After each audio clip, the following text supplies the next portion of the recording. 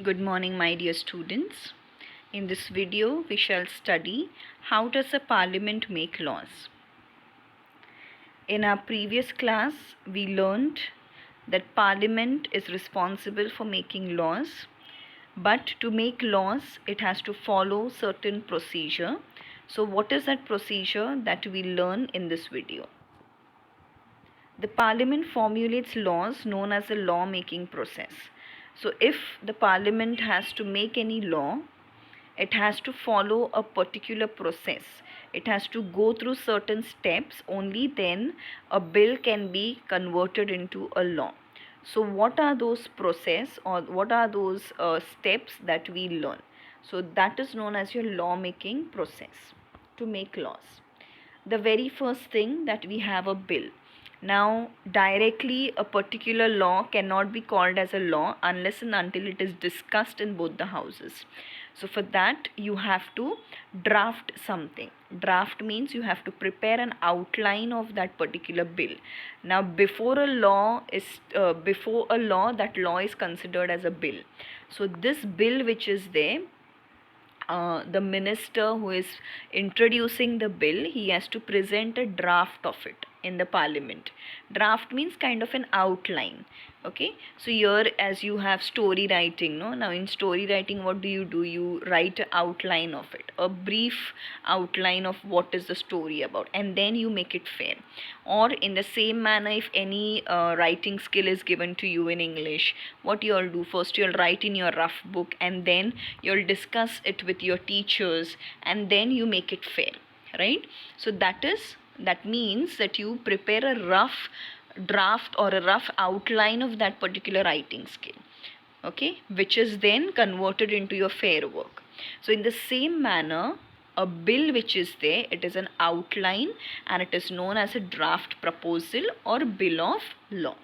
Now a draft or outline is prepared initially and presented in the parliament. So as you have your rough work and your fair work, before you go to your fair work, you do your rough work. In the same manner, the bill is said to be a rough work or a rough draft of a law, okay, which is prepared initially at the very first stage and it is presented by the ministers in the parliament. Now, every bill undergoes 3 different readings in both the houses. So if you want to make a law, that bill which you have prepared, a rough draft that you have prepared, it has to undergo through 3 readings. Okay, which are those 3 readings that we'll see in our next slide when we come across lawmaking process. Okay, so in both the houses, now which houses are they? Rajya Sabha and the Lok Sabha. So both the houses, they have to undergo 3 readings each. Now, when a bill is approved by both the houses, it is signed by the president and then it is considered as a law. So once both the houses give their approval, if you can say, sometimes it so happens that Rajya Sabha approves on something but Lok Sabha approves on something but Rajya Sabha disagrees. So in such cases a joint meeting is conducted wherein the Rajya Sabha and Lok Sabha members come together, they discuss over it and then the bill is passed.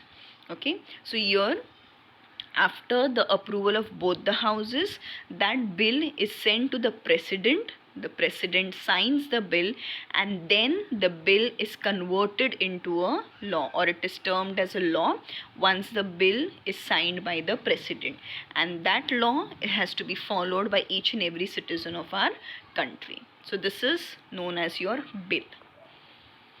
Now there are different types of bills, but the major types are basically 3: constitutional amendment bill, money bill and the ordinary bill. Okay. Now constitutional amendment bill we have already studied in our previous class, but still a quick revision about constitutional amendment bill. It is passed to amend the provisions of constitution. So whatever provisions are there in the constitution, you can you can change those provisions. Okay, so that is the constitutional amendment bill. Now this again needs approval of the houses. Okay, so your constitutional amendment bill, if you want to pass, it's a most important bill, as we have discussed earlier.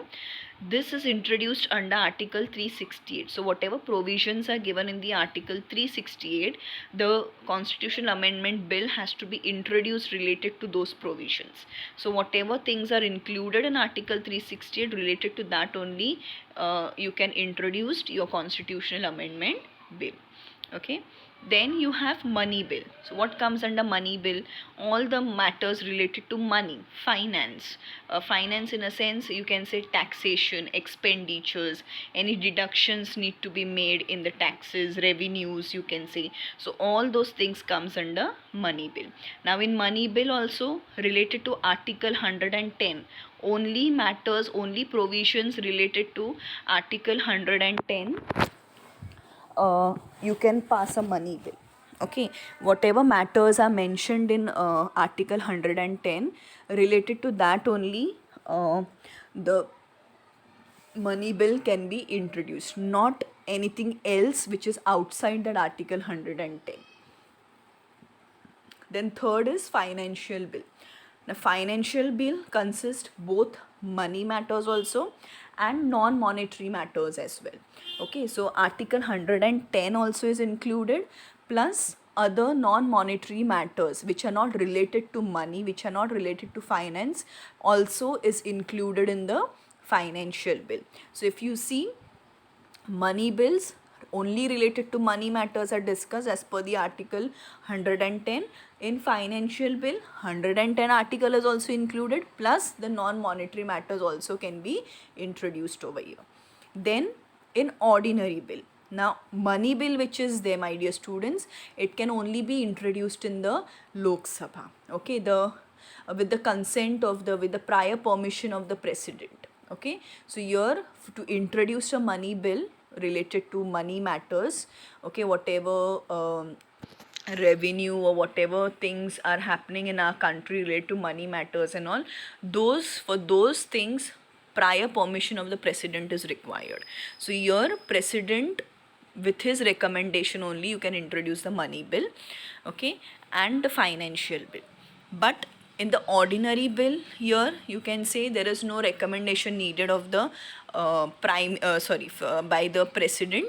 Any minister, or you can say, can introduce the bill in the Lok Sabha as well as in the Rajya Sabha. Okay, now money bill which is there, it goes to the Rajya Sabha, but Rajya Sabha has very less power related to money bill. All the powers are there in the hand of Lok Sabha. Okay, so whatever rejection and everything is there, that the Lok Sabha does, but Rajya Sabha which is there, it goes in the Rajya Sabha. It's not that it doesn't go in the Rajya Sabha, but whatever rejection and acceptance is, that is done by the Lok Sabha. Then ordinary bill which is there, ordinary bill has to be introduced, can be introduced in both the houses, Lok Sabha also and Rajya Sabha also, and here both the houses consent is required. So matters which are not covered under money bill, financial bill and constitution amendment bill comes under ordinary bill. So money bill, money matters comes under money bill, constitution amendment bill is different, financial bill is different. So this three, excluding this three, whatever else is there, whatever other matters are there related to our country and all, that comes under ordinary bill. Okay, so in ordinary bill there is no financial bill, money matters related to all these things. Okay, so excluding this three, everything other, whatever is there, ordinary things which are to be discussed, any act has to be passed, that comes under ordinary bill. Okay, so let's see the law making procedure, how the bill is turned into a law. So the very first stage is the first reading. As I told you, there are 3 readings. In between also, here and there is something that you have to remember. So first reading, second reading and the third reading. So first it goes through first reading, then second reading, then it goes through the committee stage, then the third reading, then other house, and then the royal assent, or you can say the president assent, you can say. Okay, and then the publication of the law. So let's see step by step. In the first reading, what happens? In the first reading, for example, I am the minister, I will introduce the bill. Okay, introduce means I will tell the ministers or the parliament members, then so and so thing I want to make it as a law. Okay, so you're related to anything, right? Related to schedule caste, schedule tribe, whatever it is. Okay, so if I want some people to be given special provisions or something like that, so what I'll do, I will introduce the bill first. What you do in writing skill, first you introduce the topic. Okay, so that people will come to know what exactly the uh, topic you're writing on. Okay, so in essays, how you introduce everything first, how you introduce yourself in an elocution competition, otherwise people will not know what exactly you're going to speak on, right? So here in the first reading, introduction of the bill is important. So here the ministers who are there, whichever minister wants to present the bill, he introduces the bill first. Okay, then a brief explanation of the structure of the bill is given. Then he explains the bill in short, like, so and so things are there in the bill. So a brief explanation is given, what is the bill about or what we want in the bill, and so on. Okay, so that brief explanation is done in this bill. Then comes the second reading. So in the first reading, introduction is given and a brief overview of all the things are given in the first reading. Then in the second reading, the objectives are discussed and opinions are expressed. So in the second reading, what happens, once the first reading is clear, then it goes under the second stage, that is your second reading. In second reading, objectives are discussed. Objectives means why or the aims of these bills, why it is important for us to make this as a law. So those objectives behind this bill, what are my objectives, what are my aims, that are being discussed over here in the second reading, and opinions are expressed. Once I express my objectives over here, once I give my objectives, okay, yes, for so and so reason I want to make this as a law. Okay, so here these objectives, once they are put forth, then the opinions are taken. Then the opposition party, some might oppose this bill, some might be in favor of this bill. So those who are opposing, they are known as your opponents.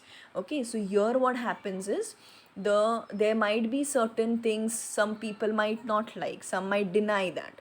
So that is expressing, each and everyone expresses their opinions here. Then discussions of defects and flaws. So here, as I said, the opponents who are responsible for these defects and flaws. Okay, some might find some negative things in that. Okay, if we pass this as a law, such negative things might happen. So those are people who are going under the opponent part. Okay, so here there are people who support the bill also, there are people who do not support the bill also. So discussions about why you think it is there is a defect in this law, why you think it is a negative this thing, so that is again discussed. So positive and negative aspects are again discussed. Then the bill is sent to the committee if required. So there is a committee that has been set up. Okay, we have different committees like standing committee and all. So this committee of particular members, say for example 10 to 15 members are appointed, and after the second reading, once all the discussion happens, it goes to the committee stage. The committee gets this particular bill, whatever they have to pass. Then as it goes to the committee, here if you see, in the committee stage, so the third step is in between. If you see between first, second and third, there is a committee stage. A committee is set up. If required, it goes to the committee. So this committee, what it does, it goes through each and every part of the bill clause by clause. So this committee discusses, like we have different committees in our school. Okay, what does this committee does? This committee discusses different things. PTA members are there. Then we have certain committees in our school wherein they discuss over those matters which are there. So here in this committee, clause by clause means word by word, line by line, everything is discussed carefully. If they want to add certain things are added, certain recommendations are given, and then changes are suggested. Changes are suggested means some recommendations are given that so and so things can be be added to this particular bill, or so and so can be deducted from this particular, or you can say reduced from this bill, cancelled from this bill. So changes are suggested over here by the committee. Then voting is taken in the house, and then it goes to the third reading, that is after the committee stage it goes to the third reading. So what happens in the third reading? Again, now what committee has given you the recommendation, what changes are made by the committee, again this brief discussion is being happens over here. Okay, so again there is a brief discussion in the third reading. Then here voting is taken for approval. So after the committee stage, whatever changes they have made, there is a discussion over these changes, and then people vote. Okay, like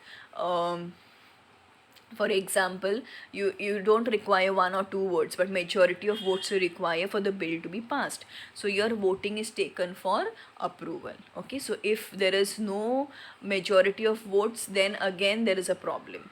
Okay, so voting for your approval for the bill to be passed, voting is very necessary. Then voting of those members of parliament, they vote for the bill, and then it is sent to the next stage, that is bill in the other house. So if in Lok Sabha these three steps are there, first, second and third reading along with the committee stage, then once the Lok Sabha members vote for this bill, it goes to the other house. Now which other house? The Rajya Sabha. Okay, so same procedure for approval is followed. There also first reading, second reading and third reading is there. So same procedure is done by the Rajya Sabha as well. Once the voting is done over there, once they give their approval, if the Rajya Sabha does not agree to it, then a joint meeting is conducted of both Lok Sabha and Rajya Sabha members, and there with their consent again the bill is passed.